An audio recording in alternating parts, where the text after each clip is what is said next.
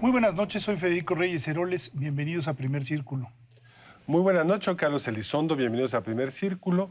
Hoy vamos a hablar un poco sobre la agenda legislativa pendiente en el Senado, pero antes de hablar de ello también vamos a hablar sobre los eventos de la semana pasada, porque claramente no podemos ser omisos de una situación tan grave que culmina en esta horrenda situación en Culiacán.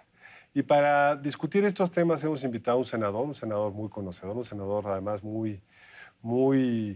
una cultura política muy amplia, que lo hemos tenido acá desde que fue candidato, lo habíamos tenido antes en el pasado, en su primera encarnación, y estoy hablando, por supuesto, de Germán Martínez. Germán, Carlos, bienvenido. Un gusto. Germán, Federico, un qué gusto. gusto verte. No, al contrario, aquí. Digamos, nuestra agenda original iba a ser revocación de mandato, y de ello hablaremos. Pero tuvimos la semana pasada una serie de eventos que culminan con la entrega de lo que aparentemente era el hijo de un narcotraficante, o el narcotraficante el mismo, Ovidio Guzmán, que lo tenían ya atrapado en una situación donde, ya estando ahí, sin duda había que evitar una matanza de la población. Pues la pregunta que nos tenemos que hacer es ¿por qué estamos ahí? ¿Por qué el Estado mexicano aparentemente está o renunciando o incapaz de tener los instrumentos adecuados para hacer un operativo de este tipo, para salvaguardar lo que dice la Constitución, que es el control sobre el territorio, lo que un Estado hace? Tus lecturas clásicas de Weber, sabemos que el monopolio de la violencia legítima es lo que hace al Estado. Entonces, no sé por dónde te parece que haya que empezar, Federico, Germán. Pues la verdad es que lamentando eso, lamentando el hecho, no es un hecho, es un hecho reprobable. Pero yo quiero decir que cuando pasan estos temas, lo primero que debemos es de claramente pintar la raya y decir que debemos condenar a los criminales. Primero a los criminales, claramente. A los asesinos, a los narcotraficantes, a quienes lucran con el delito y con el dolor de muchos mexicanos. Y eso lo tenemos desde hace mucho tiempo. En segundo lugar, el operativo lo ha dicho con una inusual y franca autocrítica el propio ejército. El operativo fue fallido, el operativo fue improvisado y el operativo, aquí traigo en mis notas, para decirlo con toda puntualidad, omitiendo obtener consenso de los mandos superiores. El operativo en esto fue un desastre. ¿Pero quién es responsable de esto? Eso es lo que hay que investigar con toda claridad y con toda puntualidad. Y ahí sí debe haber una distinción clara.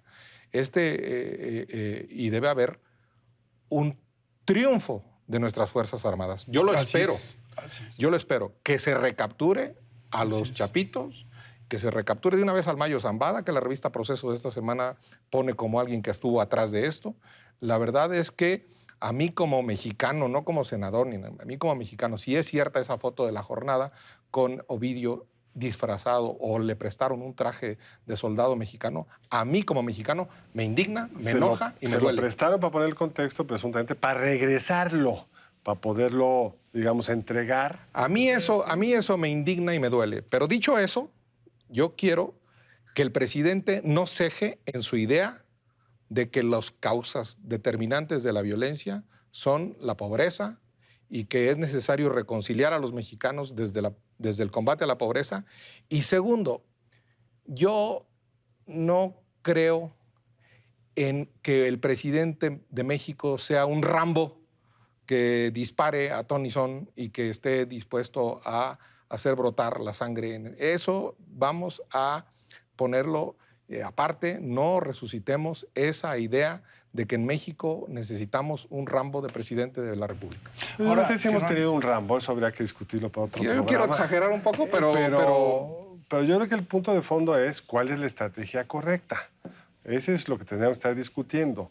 ¿Da el país para esperar a que cambien las condiciones que, según esta explicación, hacen posible la violencia? ¿Cuánto tiempo le das para resolver el problema de exclusión, de pobreza, de falta de oportunidades, que según esta explicación es lo que nos lleva a este problema de violencia? Mientras, ¿qué hacemos?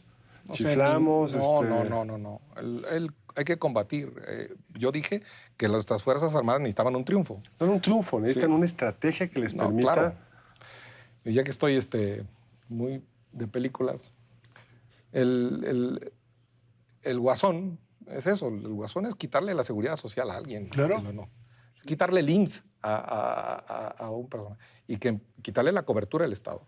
Y no debemos ni rendirnos frente al crimen, ni rendirnos frente a la pobreza, y frente a la exclusión, y frente al dolor que causa quien no tiene oportunidad. Pero nadie está planteando rendirse frente a lo segundo. En este programa hemos discutido y avalado todas las políticas, bueno, avalado, discutido, defendido la idea de que tenemos que tener un país más justo. Mi último libro es de eso. Yo creo que eso nadie lo tiene en el debate. O hemos oído a algún político que diga, no, lo de la desigualdad hay que olvidarlo, lo de la pobreza hay que olvidarlo. No, la pregunta es, ¿cuál es la estrategia que haga sostenible una compleja situación de falta de presencia del Estado en amplias partes del territorio? ¿Cómo lo ves tú, Federico? A ver, ustedes dos han mencionado en 2 ocasiones la misma palabra y se trata de un personaje que Germán conoce muy bien porque es un hombre estudioso, porque es un hombre de clásicos, porque es un hombre que al fin y al cabo ha estudiado ese tema que hoy está en el olvido, que es el Estado. Y el Estado tiene cierta lógica, el Estado tiene ciertas limitantes. A mí lo que me preocupa es que estamos viendo un desvanecimiento del Estado. O sea, el operativo fue fallido, debieron de haber calculado cómo iba a ser la reacción mínimamente. Se desapareció el sistema de seguridad, se lanzaron, yo me imagino que nada más con el sistema de seguridad de la propia Policía Federal y los internos del Ejército. Y eso es algo que tenemos que restaurar. Al Ejército, como bien lo decía Germán, la dignidad del Ejército, porque este operativo fue una derrota, por más que traten de pintarlo de triunfo, fue una derrota, porque al fin y al cabo terminamos liberando a una banda de asesinos. Qué bueno que no hubo una matazón, por supuesto, eso es lo que se debió de haber evitado. Pero estamos hablando de un error de origen y de una institución que está siendo dañada, que es el Estado. Yo compro perfectamente el argumento de restituir, de reedificar al Estado frente al crimen y también frente a la pobreza, las dos cosas, frente a las dos. En cuanto a operativos fallidos, la verdad es que no es el único. No. Ha habido otros en otros momentos. El supuesto fallecimiento de Nazario Moreno, el fundador de los Templarios en Michoacán, o el fallido, también esta fallida atrapada del Mencho, el líder del cartel de Jalisco Nueva Generación, o tumbarle en Jalisco recientemente un helicóptero a las fuerzas. Ese es un fracaso. Esos son operativos fallidos. Y de esos nos debemos levantar. Yo confío en que se recapturen a estos delincuentes. Si lo pudo hacer Peña Nieto con el Chapo, después de que se le escapó, yo estoy seguro que nuestras Fuerzas Armadas, yo estoy seguro que la Marina aquí estuvo guardando un prudente silencio y entiendo que no está inmiscuida, la verdad, y que la Sedena va a tomar este episodio, como un aprendizaje. Y el presidente también tiene que tomarlo como un aprendizaje. Debemos recelar en materia de seguridad de las decisiones fáciles. Pero también debemos de recelar de no tomar decisiones. Es decir, que pensar que el problema se va a arreglar solo en el tiempo, que basta no ser violento para que de alguna forma mágica los violentos dejen de ser violentos. Y eso también está en juego, Germán, que es cómo pensamos el papel del Estado. Si nadie quiere una matazón, nadie quiere un Rambo. Pero ¿qué haces cuando sistemáticamente estamos viendo que no tienen las Fuerzas Armadas la coordinación suficiente, o las fuerzas de seguridad, para decirlo más ampliamente, la coordinación suficiente, los recursos suficientes, que el desmantelamiento de un cuerpo que tenía seguramente problemas, pero que resolvía cosas como la Policía Federal, está siendo sustituido por una Guardia Nacional que no tiene los tiempos de preparación adecuados, los elementos monetarios y de otra índole para poder realmente cumplir con su función, que vemos improvisación por todos lados. La Federación tiene sin duda mayor responsabilidad. Es crimen organizado. Exactamente, pero también le debemos de pedir responsabilidades a los estados. Los estados como que se van a la sombrita en estos asuntos y no hacen... Pero las órdenes internacionales de aprehensión no las complementan los estados. Que eso es importante distinguirlo. Si es que existe esa orden de aprehensión, debe seguir viva, se debe ir por él. Y está actuando la Fiscalía y están actuando nuestras fuerzas públicas. Yo espero por el bien del país, independientemente del triunfo del presidente o no, por el bien de las Fuerzas Armadas, que se recapture. Yo lo deseo, Bueno, lo todos pido, lo estamos exijo. en lo mismo, quizá, digamos, podemos pasar todo el programa discutiendo esto, pero hay otros temas que yo creo que vale la pena poner en el debate. Primero, digamos, el cambio más importante que ha habido al régimen presidencial, pues desde siempre, desde la Constitución del 17, que es esta idea de la revocación de mandato. Digamos, no es usual que en un régimen presidencial se discuta que va a haber una posible salida a través de una votación del jefe del Ejecutivo. Todos lo estudiamos en los libros de texto clásicos. Una de las características del sistema presidencial es que se elige por un término fijo, 6, 4, lo que resulte.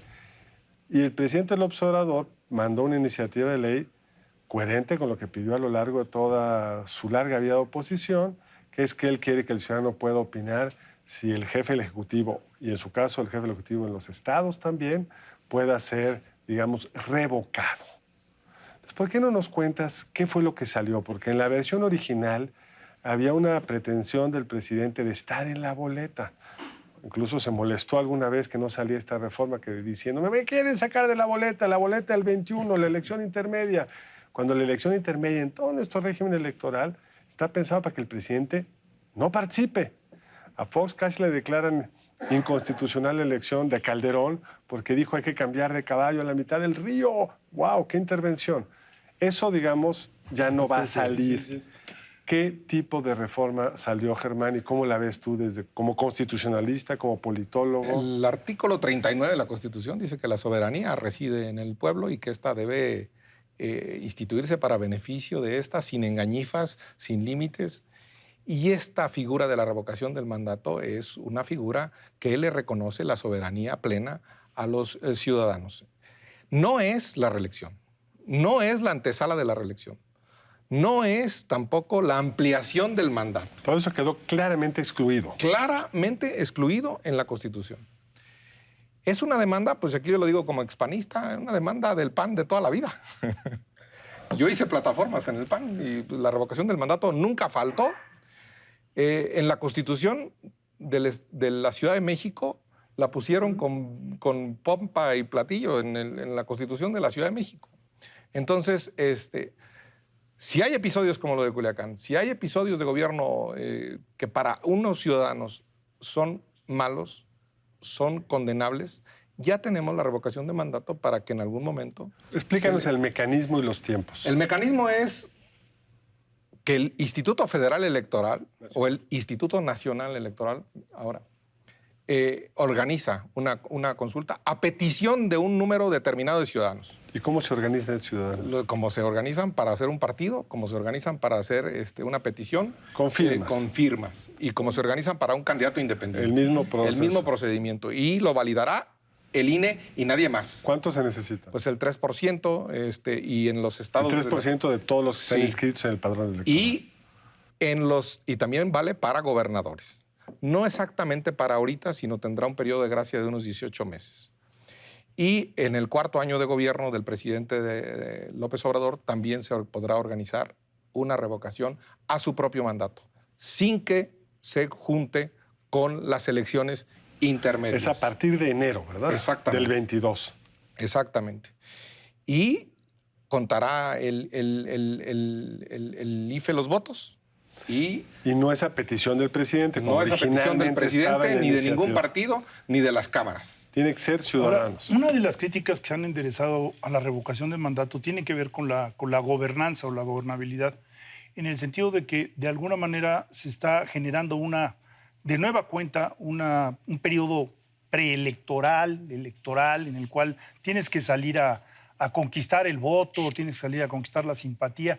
Y esto, pues, si es un mandato, supongamos en un gobernador de 6 años, pues las obras importantes a nivel estatal y federal se llevan muchas veces más de esos 6 años. Entonces, ¿realmente crees que nos será útil esta competencia permanente contra ti mismo? Híjole, la verdad es que, Federico, yo sí creo que todos los asuntos de la vida deben estar permanentemente politizados. Yo no creo en que en algunos momentos, no todo. Si hay un bache en la puerta de la calle de tu casa, tú debes tener la posibilidad de sancionar al alcalde que no lo tapa. Y si hay una matanza en Culiacán como la que evitó el presidente López Obrador, pues debes tener la oportunidad de sancionar esa. O si hay un triunfo, o si hay un crecimiento económico, o si hay una inversión, o si hay empleo, pues debes tener la oportunidad de premiar a ese gobierno permanentemente. Yo no le temo. La verdad me da mucha pena por quienes se opusieron a esto. Yo veía el argumento del temor a los ciudadanos, del temor a la participación, del temor como se les negaba el voto a las mujeres, o como se les negaba el voto a los capitalinos, el temor, como se les negaba el voto incluso a los curas. Pero tengo temor a que el tiempo se nos fue. Regresamos con este mismo argumento. Seguimos con este. Un momento más aquí con Germán Martínez. Estamos discutiendo en este momento revocación de mandato. En un momento más de regreso aquí en Primer Círculo.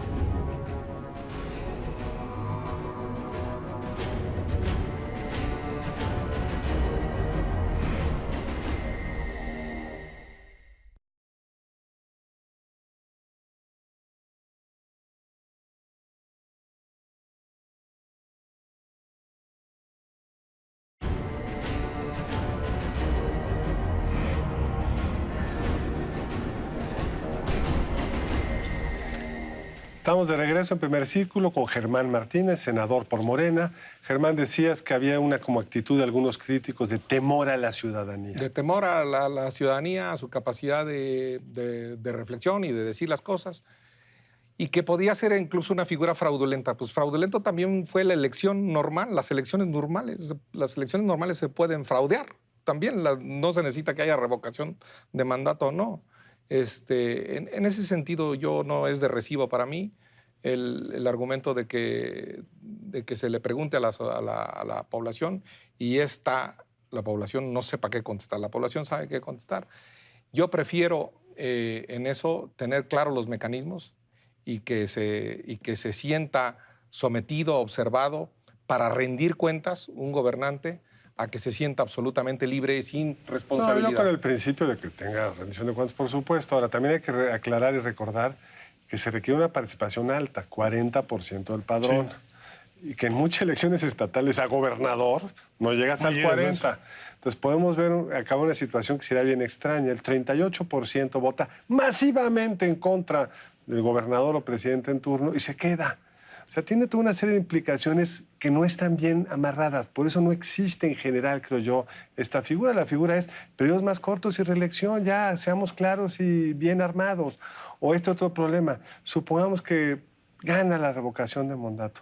¿Quién nombra al que va a acabar los siguientes 2 años y medio? No el pueblo, el Congreso, no que le tenían tan poco miedo al pueblo. Seamos coherentes, que lo elija también el pueblo, ¿por qué no? Porque lo elige por el plazo que termina. No, pero ya no lo elige. Es decir, un pueblo no quiere un presidente. ¿Y quién le pone el resto de los 2 años, 8 y medio? El Congreso. Sin duda es compleja la democracia participativa, la democracia directa. Ya lo estamos viendo en Inglaterra con el Brexit, ya lo estamos viendo en algunos. Pero la figura existe en otros países. No es cierto que nada más en Bolivia o en Ecuador. No, existe para cantones en Suiza, existe para cantones y cantantes, pero no para presidentes. Pero para gobernador de California, que es mucho más grande políticamente que el presidente de Ecuador, sin duda.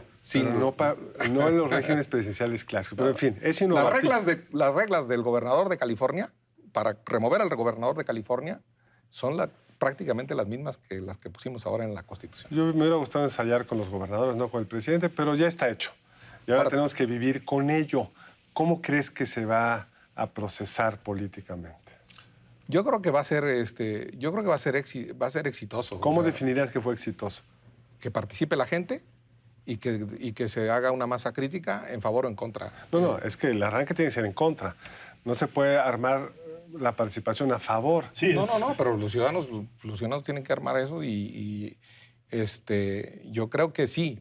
Yo creo que el presidente se va a someter a un examen que podría someterse, que en 4 años es absolutamente incierto e impredecible, como todo ejercicio democrático. Ahora, es un asunto un poco binario, ¿no? Si tú estás realmente muy enojado en contra de tu gobernante, probablemente salgas a votar. Si tú estás a favor de tu gobernador y de las acciones de tu gobernador, difícilmente vas a salir a depositar tu voto y decir, sí, que siga adelante. Entonces ahí vamos a ver una dinámica. Yo el temor que tengo es que como los candidatos independientes sea una de estas de estas fantasías constitucionales que armamos y que a la hora de la hora se desinflan, ¿no? O el voto de los mexicanos en el exterior, que pues, a la hora de la hora no sirvió. ¿Por qué? Porque la gente está esperando grandes resultados de medidas que son excepcionales.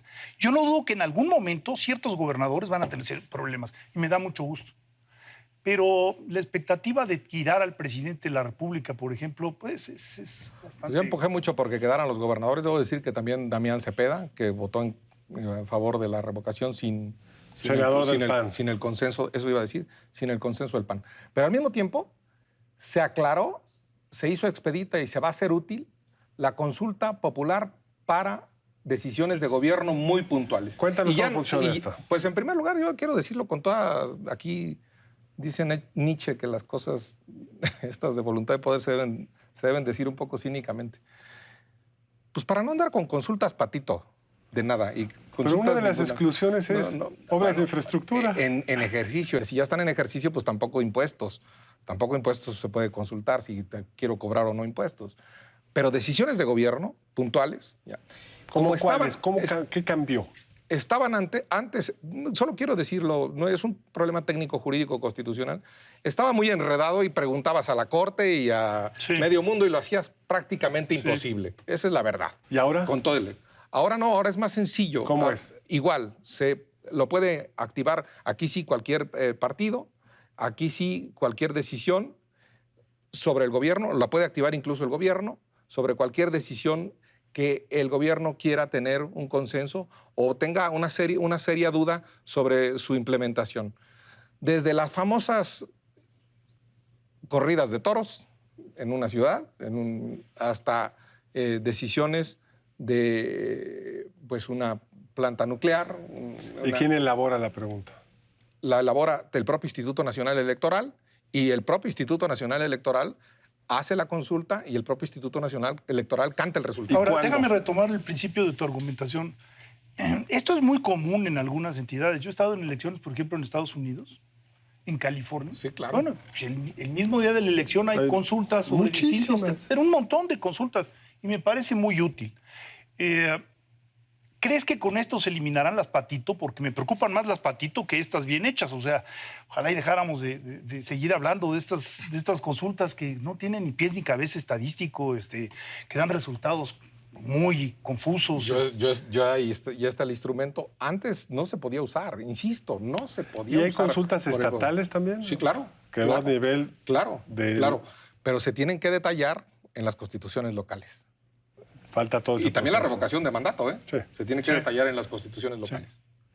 Ahora, yo creo que lo que dice Federico es bien importante. Yo creo que habiendo visto que las consultas patito dan, pues seguiremos viendo si eso le es más expedito al gobernador o al presidente en turno, porque ya existía, era complicado, pero ni siquiera trataron de hacer consultas Pero patitos. no tendrán una exigibilidad, no tendrán una validez. Y esta sí, la verdad es que... Pues una que no tuvo validez, el señor gobernador a lo mejor se vuelve de 5 años. Pues la verdad es que mientras esté este mecanismo, yo creo que se puede pedir, pero también la pueden pedir otros ciudadanos, no solo el gobierno. En eso yo creo ¿Con que... cuántos? ¿Qué porcentaje del padrón? Eso sí no te acuerdas. Ahora, ya tocaste, yo te lo iba a preguntar, pero tú como jurista, ¿qué nos puedes decir del caso Bonilla? Porque es una cuestión que realmente altera digamos, el mecanismo constitucional básico. No, lo tengo muy claro la respuesta, mi convicción, como conocedor de la Constitución, perdón que lo diga así, como conocedor medianamente de la historia de nuestro país, estoy absolutamente en contra de ampliarle los mandatos a quienes nos gobiernan. Eso no es la revocación de mandato. Estoy en contra de la ley Bonilla. Estoy en contra de que se le amplíe el mandato a Porfirio Muñoz Ledo como presidente de la Cámara de Diputados, que hizo un muy buen papel. Estoy en contra de que se le ampliaron los plazos a los magistrados electorales y se les dio 2 veces cuando Gamboa les dio un regalazo por un plazo. Eso yo estoy en contra también. O sea, no. Ahí sí hay un repelús de reelección, de abuso, no. Y yo felicito a los partidos que han llevado sus quejas a la Suprema Corte de Justicia de la Nación. Yo, en la medida de lo posible, haré un amicus curiae y lo llevaré a la Corte. Qué bueno, qué bueno. En eso, absolutamente en contra. y creo que eso no se vale. ¿Y Las tu reglas- lectura constitucional de qué tendría que hacer la Suprema Corte? En tu amicus corte, amicus, ¿qué vas Curi, a decir? no, que no le dé validez a esa. ¿Por qué? a ¿Cuál esa- es la lógica jurídica? La lógica jurídica es la certeza del ciudadano a la hora de ir a votar con unas reglas de juego que no se modifican. Que eran claramente, en este caso, de 2 años. Que eran claramente de 2 años. Y sí, el señor Bonilla pudo haber modificado eso, y sí, el señor Kiko, y sí, los señores diputados de todos los partidos que votaron eso, no, de Morena, del PAN, del PRI, de todos, pudieron haber hecho eso antes de iniciar el proceso electoral. Claro. Para empatar, yo creo que es una causa, ¿no? Se ha hecho en otros estados, para empatar las elecciones. No, aquí le hicieron de 2 años para aquí- empatarla. Pero Originalmente. luego pues, la desempataron al final. No, y además Esta vendría en la elección intermedia, por eso sí son En la de 2 2. años, sí. algo que, Aquí la que desempatan. de alguna manera dijiste es que no podemos caer en estas autoaplicaciones de las extensiones de mandato. Exactamente. O sea, si tú recortas tu mandato, ha ocurrido, bueno, se vale, pero tú no puedes Ampliarlo. prolongarlo se altera, como lo decías, el principio de certidumbre de por cuánto tiempo y por quién estoy votando. Pero se acabó El presidente López Obrador lo tiene recortado su periodo de 6 años. claro. Pero desde el principio Desde el sabíamos principio todos. sabíamos sabíamos todos que iba a tener 2 meses menos. Pero Dentro de 5 pero años. se acabó el tiempo. Se acabó el tiempo, Germán. Siempre un gusto platicar contigo, de verdad, Al aire contrario. fresco. ¿eh? Al contrario. Mil gracias por haber Federico, estado gracias, aquí. Gracias, Carlos. Muy buenas noches, nos vemos la próxima ocasión, el próximo lunes aquí en Primer Círculo. Muchas gracias a ustedes por acompañarnos. Siguiente lunes aquí en Primer Círculo. Buenas noches.